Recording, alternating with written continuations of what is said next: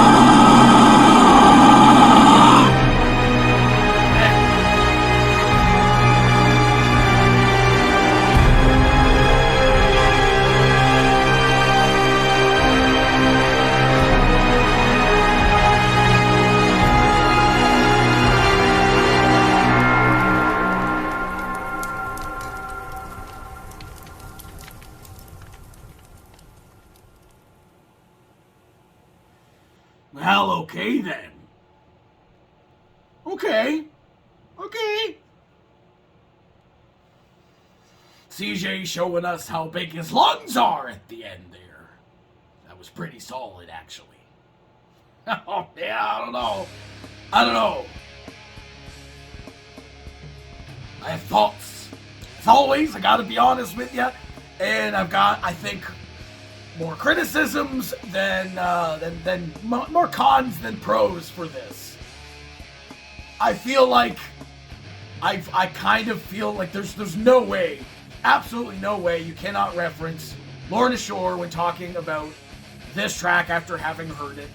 And I feel like this was almost like a direct response to the Hellfire, even being called Dragged Through the Inferno.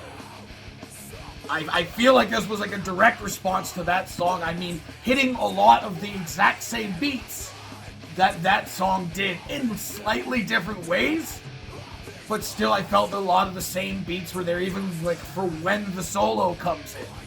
Right before he goes into like a sort of flashy breakdown moment doing his own style of deal. You know, like even Will Ramos is doing his like this pig like he like brought in some kind of like gurgly thing he did a couple of times in this track. Again, showing off doing the flashy hit after hit breakdown at the end of this thing, which just did not have the snap I feel it needed. Maybe it's a mixing problem.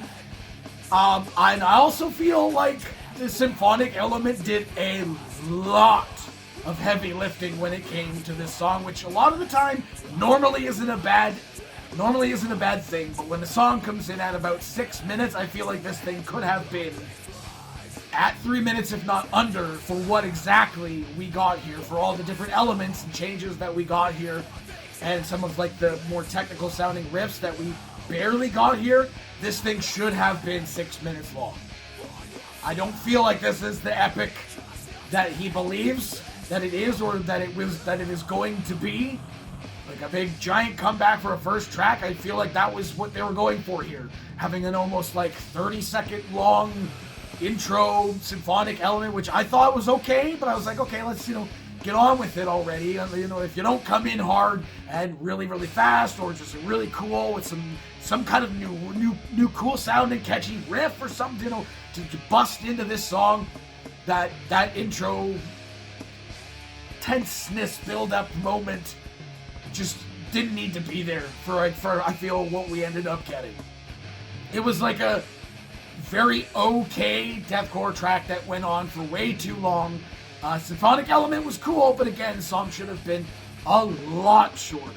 Honestly, vocally, I don't know if it was just in the mix that it didn't sound as full as other mixes that I've heard.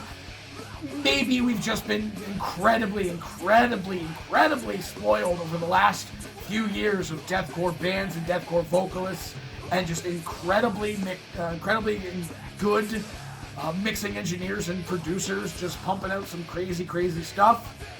Maybe that's just the case, at least for me, when listening to this, but yeah, I just feel like that was a okay type thing.